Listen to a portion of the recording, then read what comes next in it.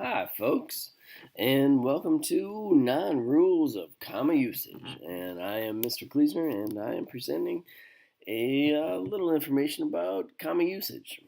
This is a video on rules 1 through 4. There are 9 total. There is a second video that will come up next. So, you will need a notebook and, the mental capacity to understand what I'm talking about. So, let me help you with that capacity. So, what is a comma? Let's start out there. A comma, well, it's like a period with a tail, and it doesn't exactly end in a full sentence like the way a period does, but it has some sort of smaller stop than that. A comma is like a pause, not exactly like a period. So, I don't know, like you use your gut a lot of times when you're trying to figure out whether a comma goes someplace or not.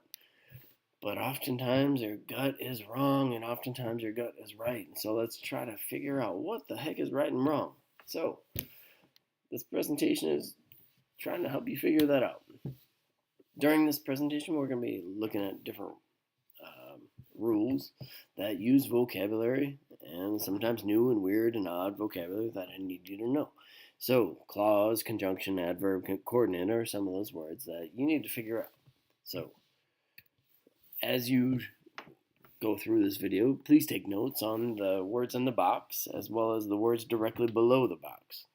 This is an explanation about what is in the box, the rule. Also, you will need to notate what is highlighted. That's sentence pattern. So, just below the sentence pattern as well as your turn, that's where I know that you are going to correct these incorrect sentences. So, let's go back to the rule number 1. Rule number 1 is we need to separate commas to separate item. We need to use commas to separate items in a list. Separate items with a comma when the list has 3 or more items. We use a comma before the conjunction and the last item. So, for example, I, which is the subject, V, verb, have taught, and the object of the entire sentence is item 1 in California, comma, item 2, Korea, comma, and the last item, and Hawaii. Next, some incorrect and correct examples. I'm just going to read the first one. Incorrect, I need to buy chicken, legs, steak, coffee, and rice. Well, that's wrong because we need to separate those items. But what is an item and what is not? So I need to buy chicken, legs, comma, steak. Well, okay, hold on. Culturally, we don't really go out and buy chicken and legs. We know that culturally together, legs and chicken are, it refers to one thing. So chicken legs is one thing. Chicken legs, comma, steak, comma, coffee, comma, and rice. Now we need to separate these items. The sentence pattern goes like as follows. Independent clause plus item 1 plus a comma plus item 2 plus a comma plus a conjunction and, in this case, and the last item. We don't necessarily have to limit it to 3, but we do need at least 3. These can come before or after the independent clause. Please write down and note your turn. I'm going to go to the next item. Comma rule number 2. This is the most difficult, and I need you to spend the most time on this one. Use a comma to combine 2 independent clauses with a comma and a conjunction.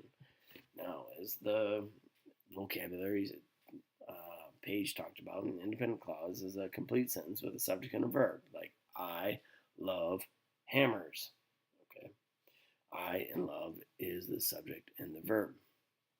A conjunction, in this case, we're looking at coordinating conjunctions. And here's a list, and you can easily remember this list with the acronym FANBOYS.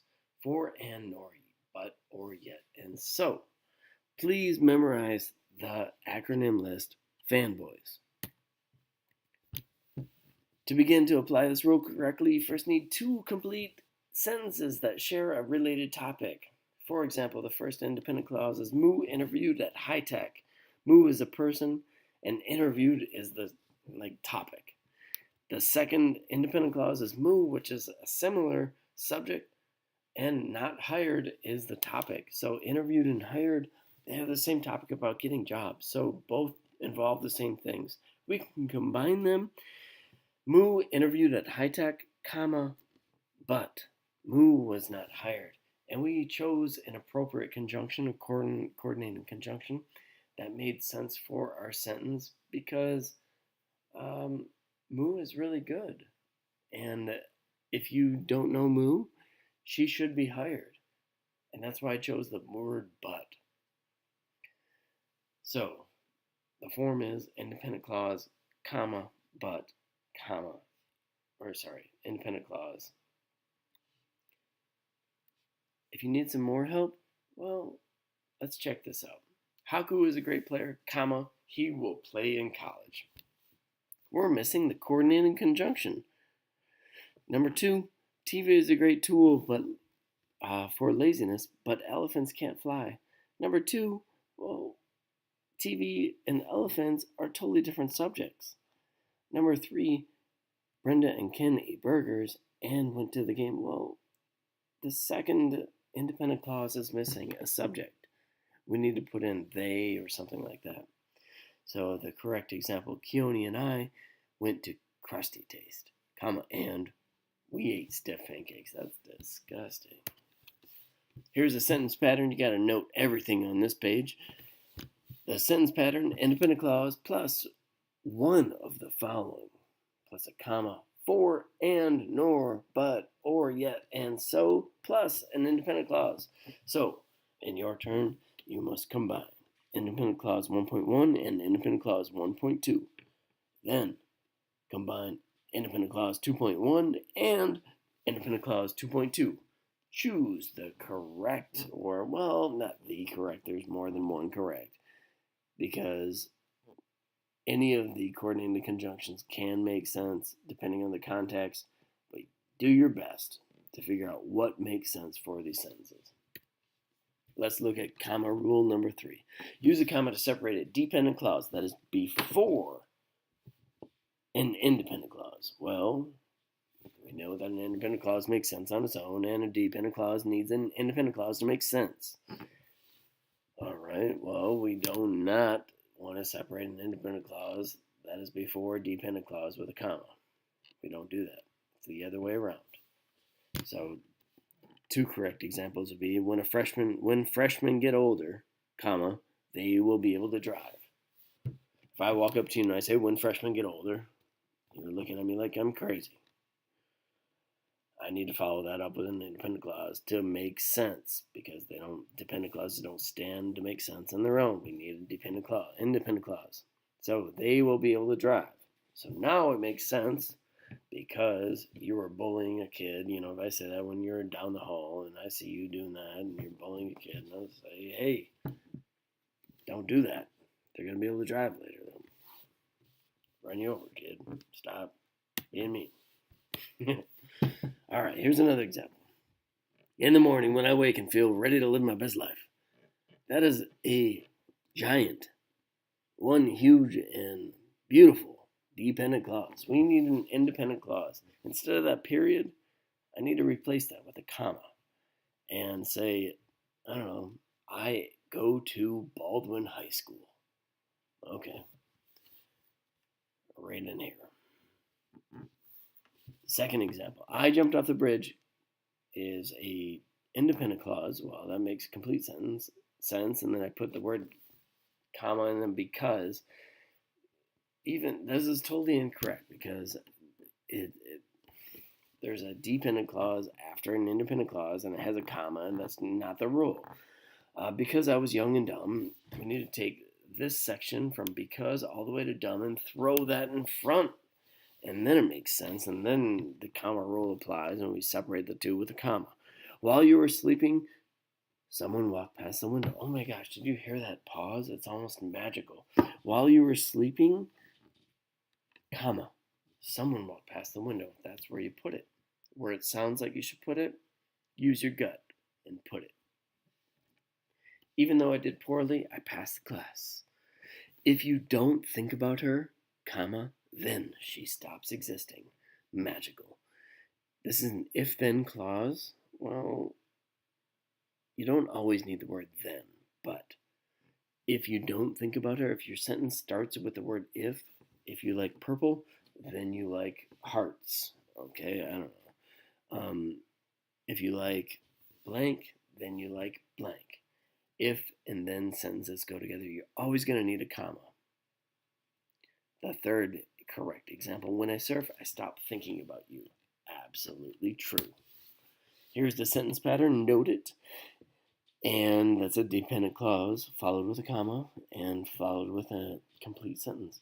Do the 4 your turn sections, sentences, and yeah. Comma rule 4.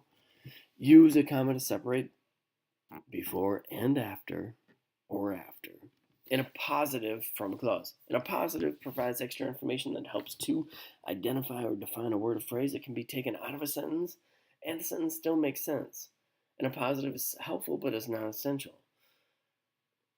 So it's not entirely important to make sense. So you can take it out and it's fine. So for example, down below, Ethan, a graduate of Baldwin, studies microbiology. Okay, so studies blah, blah, blah. So Ethan, which is the noun, and then we have an appositive, a graduate of Baldwin, comma, and then verb. So here in this case, Ethan, I'm going to say he is a graduate. And that tells me about Ethan. He's smart. He can graduate from Baldwin. He can pass 24 credits of class. Good for him. And he is from Baldwin. So he is on Maui and blah, blah, blah. He lives in Wailuku, blah, blah, blah.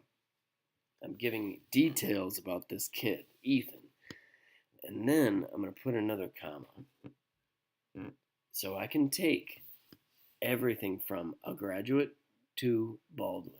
I can take that out and it still makes sense. Ethan studies microbiology. Or Ethan, comma, a graduate of Baldwin, comma, studies microbiology. More examples. My brother, a 43-year-old bully, is always watching the television. Well, I'm giving you details about who he is. He's not only 32, no, he's older than that. He's 43. Not only that, he never got up beyond it being a bully. He's 43-year-old bully. Dude is old and a bully. I'm giving you these details. I can take that out of the sentence. My brother is always watching TV, but I want to give you details about this guy. Somehow it's important for my story. Point is, I want to give you the details. This is how you do it.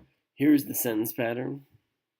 A noun plus an appositive, which is that extra detail, that extra, information. I'm going to follow that information with a comma as well. That's called an appositive.